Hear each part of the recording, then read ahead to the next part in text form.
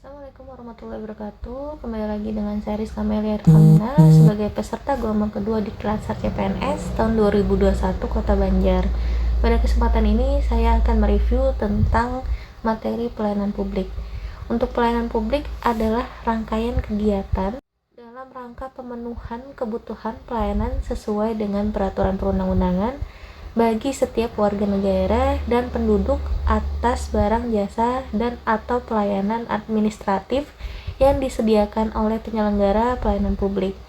Untuk hakikat dari pelayanan publik yaitu pelayanan prima kepada masyarakat yang merupakan kewajiban aparatur negara sebagai abdi masyarakat. Untuk saat ini sudah saatnya instansi pemerintah mengubah paradigma dalam bidang pelayanan, seperti paradigma monopoli dirubah menjadi paradigma kompetensi, dan paradigma no public choice dirubah menjadi paradigma public choice. Untuk tujuan otonomi daerah yaitu meningkatkan kesejahteraan masyarakat, meningkatkan pelayanan umum, dan meningkatkan daya saing daerah. Untuk kategori barang dan jasa yaitu barang atau jasa private, kemudian ada barang atau jasa tol, dan barang atau jasa umum, serta barang atau jasa kolektif. Untuk klasifikasi pelayanan publik, yaitu ada pelayanan administratif, yaitu pelayanan yang menghasilkan berbagai bentuk dokumen resmi yang dibutuhkan oleh publik. Kemudian ada pelayanan barang, yaitu pelayanan yang menghasilkan berbagai bentuk atau jenis barang yang digunakan oleh publik. Kemudian ada pelayanan jasa, yaitu pelayanan yang menghasilkan berbagai jasa yang dibutuhkan oleh publik, dan pelayanan regulatif, yaitu pelayanan melalui penegakan hukum dan peraturan perundang-undangan maupun kebijakan publik yang mengatur sendi-sendi kehidupan masyarakat. Untuk prinsip-prinsip pelayanan publik yaitu kesederhanaan, kejelasan, kepastian waktu, akurasi, keamanan, tanggung jawab, kelengkapan sarana dan prasarana, kemudahan dalam mengakses, kedisiplinan, kesopanan, dan keramahan serta kenyamanan. Untuk kualitas pelayanan publik terdiri dari prosedur pelayanan yang dibakukan bagi pemberi dan penerima pelayanan termasuk pengaduan. Kemudian ada waktu penyelesaian ditetapkan sejak saat pengajuan permohonan sampai dengan penyelesaian pelayanan termasuk pengaduan. Kemudian ada biaya pelayanan, yaitu dalam hal ini biaya atau tarif pelayanan termasuk rinciannya yang ditetapkan dalam proses pemberian layanan. Kemudian ada produk pelayanan, hasil pelayanan yang akan diterima sesuai dengan ketentuan yang telah ditetapkan.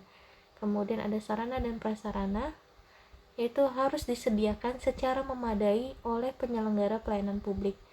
Dan yang terakhir ada kompetensi petugas. Pemberian pelayanan harus ditetapkan dengan tepat berdasarkan pengetahuan, keahlian, keterampilan, sikap, dan perilaku yang dibutuhkan. Untuk prinsip-prinsip pelayanan prima, yang pertama, responsif terhadap pelanggan atau memahami pelanggan. Yang kedua, membangun visi misi pelayanan.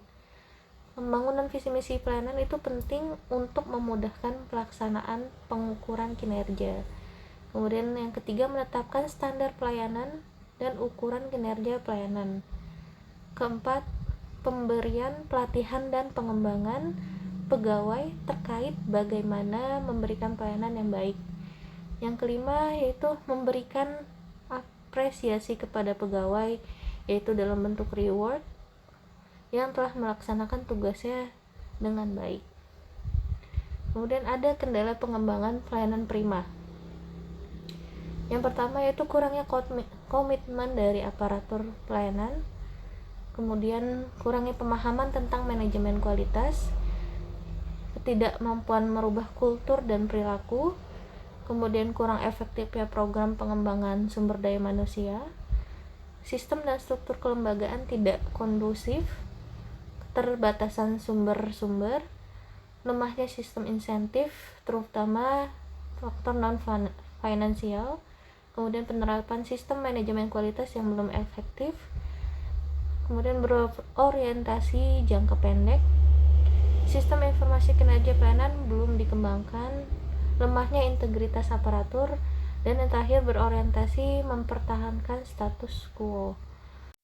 Langkah strategis yang dapat dilakukan dalam peningkatan pelayanan publik diantaranya yaitu membangun kesadaran melayani bagi aparatur, membangun kesadaran masyarakat untuk menyampaikan saran dan atau pengaduan mengenai pelayanan masyarakat, kemudian memberikan reward dan punishment yang seimbang, kemudian mengadakan kompetensi pelayanan untuk instansi yang memberikan pelayanan sejenis, dan yang terakhir melaksanakan perbaikan mutu pelayanan publik, menciptakan standar pelayanan umum untuk upayanya bisa seperti menyelesaikan permohonan pelayanan sesuai dengan batas waktu yang ditetapkan, kemudian melarang dan atau menghapus biaya tambahan, mentiadakan pungli, menerapkan pola pelayanan secara terpadu, satu atap atau satu pintu, dan yang terakhir melakukan penelitian kepuasan pelanggan atau masyarakat atas pelayanan yang diberikan.